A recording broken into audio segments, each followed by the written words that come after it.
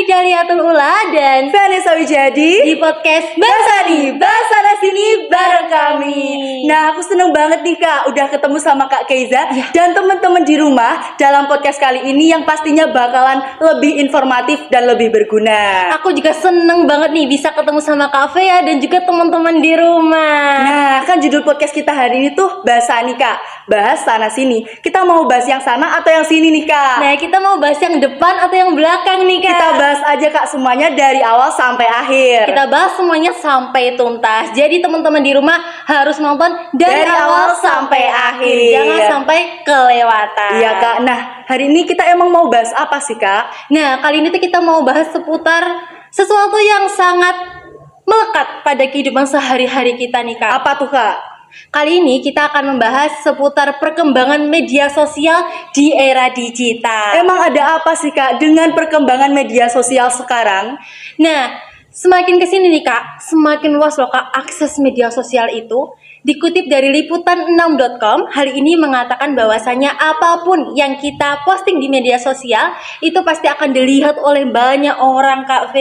Berarti penting banget gak sih Kak buat kita itu untuk selalu berhati-hati nih dalam membagikan informasi pribadi kita. Gak hanya kalau dikirimkan ke orang lain Kak, tapi dengan apapun yang kita unggah. Jangan sampai oversharing nih soal diri kita sendiri ke media sosial. Nah Kak, semakin luasnya akses ini tuh ngebuat kita bisa berinteraksi dengan orang lain tanpa batas ruang dan juga waktu. Selain itu, kita juga bisa loh punya hubungan dengan orang yang nggak kita kenal di real life-nya. Jadi kita cuma kenalnya melalui media sosial aja.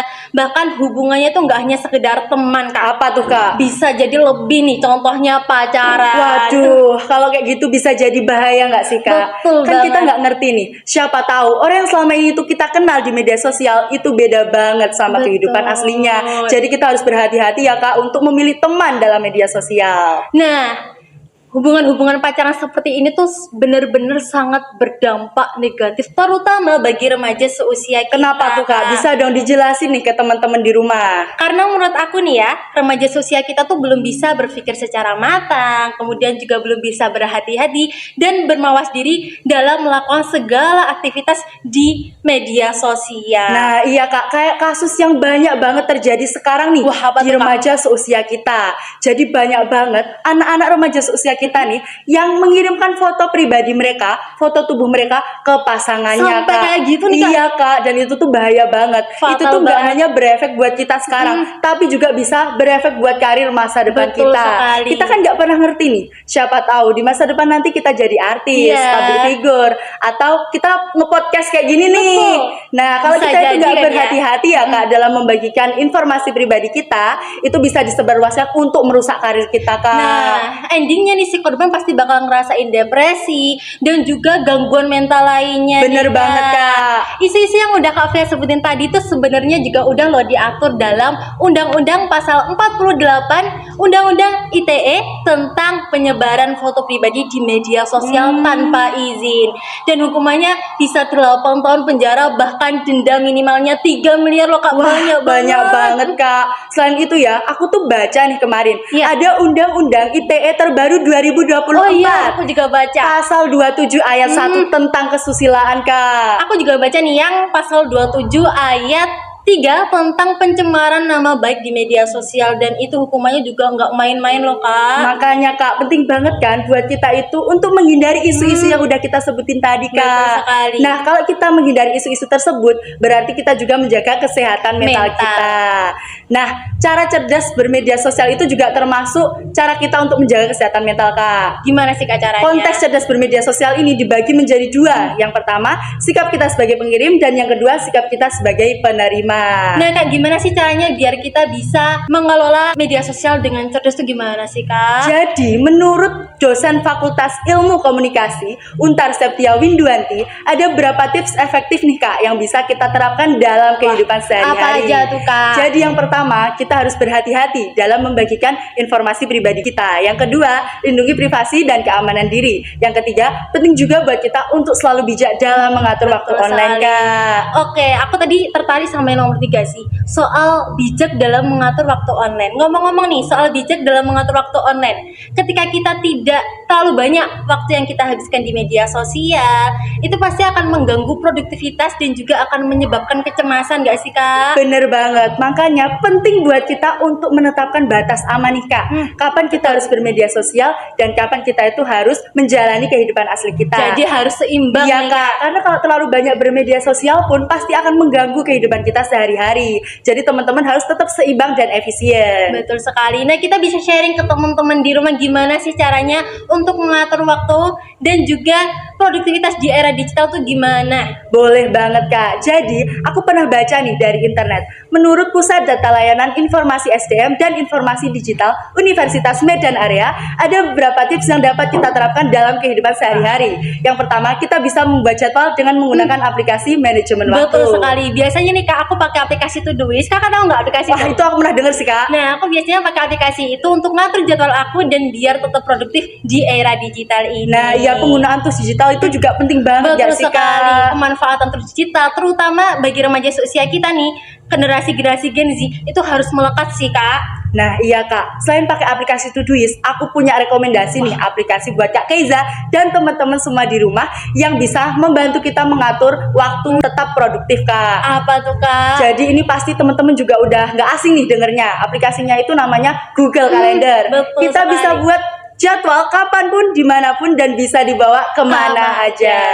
Nah Kak, ngomong-ngomong nih, buat teman-teman di rumah nih yang mau memulai hidup produktif, jadi mulai sekarang. Karena apa Kak? Karena lebih mudah dan nggak perlu mahal. Bener, gak mahal. Jadi mulai sekarang membiasakan hidup produktif di era Iya digital. Kak, karena kalau zaman sekarang tuh ya dengan adanya perkembangan teknologi kayak HP itu tuh memudahkan kita banget untuk dapat membuat jadwal. Kalau zaman dulu kan kita harus nulis manual Ya, tuh, terus manual. dibawa tuh kertasnya kemana-mana, ribet banget kan. Kalau sekarang itu kita tinggal klik-klik, terus habis itu kita buat jadwal, terus Nah. bisa dibawa kemana aja pakai HP. Jadi kita lebih santai, lebih ringkas, lebih mudah dibawa kemana aja. Dan juga kan HP selalu ada di genggaman kan ya? Iya Kak, zaman sekarang itu HP pasti ada di genggaman kita. Nah, menurut Kak Keiza ada tips-tips lain gak sih yang bisa dibagiin ke teman-teman di rumah? Boleh. Nah, menurut aku yang gak kalah penting adalah meminimalkan distraksi digital. Gimana tuh Kak? Dalam hal ini, notifikasi-notifikasi dari aplikasi-aplikasi yang gak penting itu bisa dinonaktifkan terlebih dahulu agar tidak mengganggu proses jam belajar dan juga jam bekerja kita loh Kak. Nah iya tuh Kak, biasanya kalau aku tuh lagi belajar, terus habis itu tuh aku lihat notifikasi dari TikTok, Betul. aku jadi penasaran, aku klik, terus aku keterusan dan Sering scroll sampai aku banget lupa terjadi. buat belajar. Apalagi nih ya kalau ada temen yang ngechat, kita jadi asik ngobrol sampai Nah, lupa ini tugas sering yang harus banget, dikerjain. Dan sering endingnya pasti bakalan keteteran. Makanya Kak, penting banget nih adanya sebuah inovasi baru dari generasi muda untuk mengembangkan tools digital yang dapat manajemen waktu dengan lebih baik. Betul sekali, dan seharusnya kita sebagai generasi muda nggak boleh kalah dong dalam Pastinya. berinovasi di dunia digital. Pastinya Kak. Nah aku tahu nih sekolahan yang bisa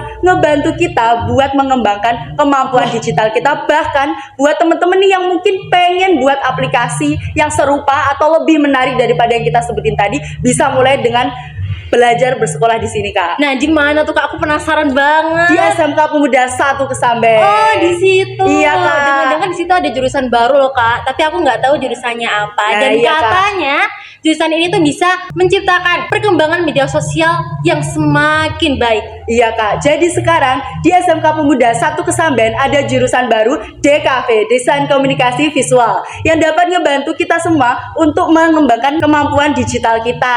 Wah, keren banget. Jadi kita langsung infoin ke temen-temen nih. Buat yang tertarik untuk mengembangkan kemampuan digitalnya, bisa langsung daftarin diri mulai tahun 2025. Langsung daftarin diri aja ke SMK Pemuda 1 Kesamben dalam jurusan DKV. Iya nih, jadi buat teman-teman di rumah yang udah mulai penasaran dan mau tanya-tanya, langsung aja datang ke SMK Pemuda 1 Kesamben yang beralamat di Jalan Ahmad Yani, nomor 7, Tuwurejo, Kecamatan Kesamben, Jawa Timur, Kabupaten Blitar. Nah, Smegda Siap menerima generasi muda yang ingin berinovasi lebih untuk masa depan yang lebih baik. Nah Kak, dari tadi kita udah ngobrol banyak banget, kita udah putar ke sana, putar ke sini. Kita udah bahas yang depan belakang, semuanya udah kita bahas nih Kak. Mulai dari perkembangan media sosial, kemudian juga isu, Sampai ke pasal-pasalnya. sampai ke pasal-pasal, sampai gimana sih caranya biar kita Tetap produktif di era digital. Iya Kak. Nah, semoga teman-teman di rumah ini terdorong untuk dapat mengembangkan tools digital, atau bahkan kalian semua pengen ngebuat aplikasi yang udah kita sebutin tadi tuh biar lebih baik, lebih menarik dengan perkembangan media sosial yang semakin pesat. Tentunya. Jadi kami berharap ya Kak, semoga dengan menonton podcast ini kalian semua bisa terdorong, Iya Kak, karena termotivasi. Bener banget, karena kan di masa depan itu perkembangan media sosial kan semakin pesat. Otomatis itu kemampuan digital sangat dibutuhkan Kak. Betul sekali. Jadi gitu aja podcast kita pada kesempatan hari ini. Iya, Kak. Semoga kita bisa ketemu lagi di podcast Basani selanjutnya dengan tema-tema yang Lebih menarik. Bersama saya Kezalani Daliatul Ula dan Fiana Sawijadi di podcast Basani, Basana sini bareng kami. Bye-bye. Kak, tunggu dulu. Kita belum info ini yang paling penting. apa tuh Kak? Jangan lupa untuk like, comment, share, and subscribe. Bye-bye.